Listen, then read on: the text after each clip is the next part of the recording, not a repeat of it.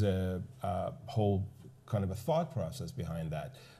There are different levels associated with different types of planets. I'm going to go into it for a little while. Some people call planet Earth level 0 because it's exceedingly violent, right? It exceedingly narrow-minded. It exceedingly it relies on superstition, on deception, on fraud. Like it's all negative, negative, negative, negative. And the tiny percentage are trying to do good and trying to just be, you know. So because of that, but I don't believe in level 0. I think Earth is level 1. But there are then level 2, level 3 planets where it's a lot more, in a sense, conscience-driven, where you don't have deception, where there's almost no violence at all. So people try to kind of pursue their inner growth. But you have to graduate to those planets, right? So this may sound a little bit out there for a lot of you listening, I mean, because some of you may not even believe in a possibility of life outside of planet Earth. So that's another discussion, which we can get into at some point. But so basically what mystics were telling us, the core message was that liberate yourself, and only you can liberate yourself from the constant cycle of birth and rebirth on this planet. And you can do it through the process of self-realization, which could be a long process.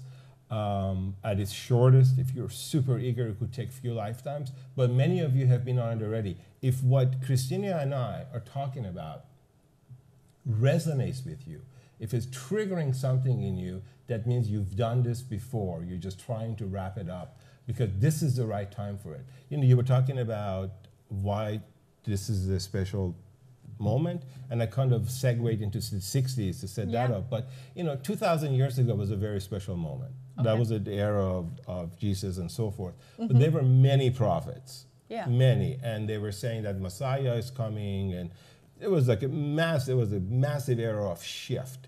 Yeah. And about 800 years ago, around the time of Rumi, was a massive era of shift in the West. Basically, Rumi was in Turkey, kind of was in the West. He wasn't Turkish, but he moved from what's today Afghanistan, part of Persian Empire, to Turkey, and so he lived in Turkey. So, so that 13th century where Rumi lived was a major, in a sense, an upgrade. The humanity, those who were in tune to it, obviously not everyone, they received an upgrade. 2,000 years ago received an upgrade, which was a very important message that spirituality is not about blood sacrifice. It's not about getting your knowledge from books. It's about tapping into yourself.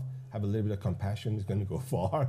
You know, it's simple. You have to keep it simple. It's 2,000 years. They can't follow simple instructions. Yeah, follow simple instructions. And 1,300 years ago with Rumi, 800 years ago in the 13th century with Rumi, his message was earth-shattering.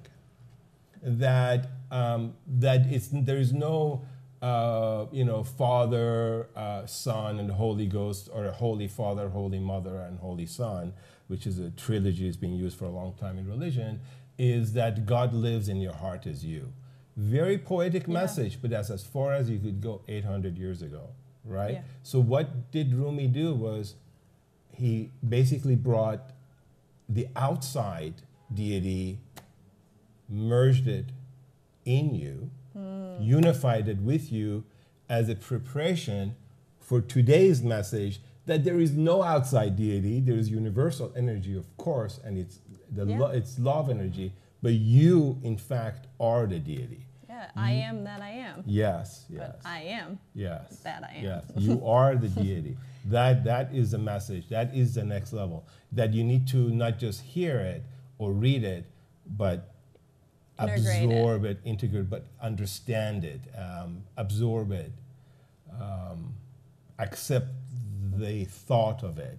Yeah, let it really become part of you. Yeah, so you really get it. So it's not just like reading something. You understand that, oh, I get it. So and we've all had those moments where you hear something maybe 100 different times, but then you hear it that one time and it just hits you. And there's something that happens where it's just like, like an aha happens. And so that's what Shiva's talking about, getting that aha so it's integrated, it becomes you. Here's an interesting kind of analogy.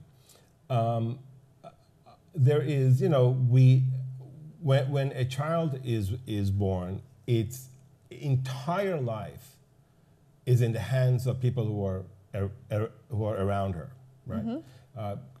I say people because none of us parents. Yeah. There are millions of possibilities today, right? So it's completely helpless. It is totally in the hands of the caretakers. And they have to, and as the child grows, let's say it's like starts crawling and walking, they have to be super careful that it doesn't fall off stairs, doesn't stick its finger into some kind of an electric outlet, or their balconies or window. You have to constantly watch for this little thing, right? Yeah. Because it can't take care of itself. And obviously, what it's eating, obviously you have to be careful about your feeding. So almost the entire, except for breathing and some movements, almost the entire, right?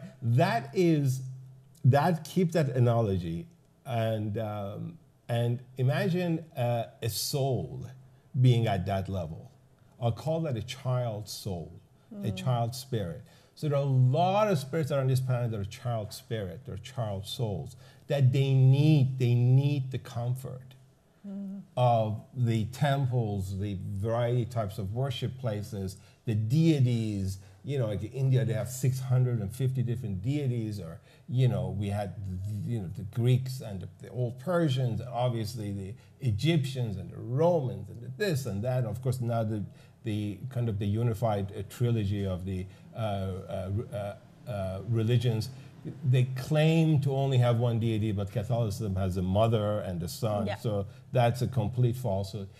So if you are a child spirit, you need that. If you're a child spirit, you want somebody to tell you, do this and do that. So when you become an adult spirit, which is, you won't be able to have this conversation if you're not an adult spirit, you no longer need that. The same way that an adult individual no longer needs to be kept away from staircases, or a healthy adult individual, all that. You not only don't need to, but then you can take care of other smaller people. It's the same exact analogy for spirituality.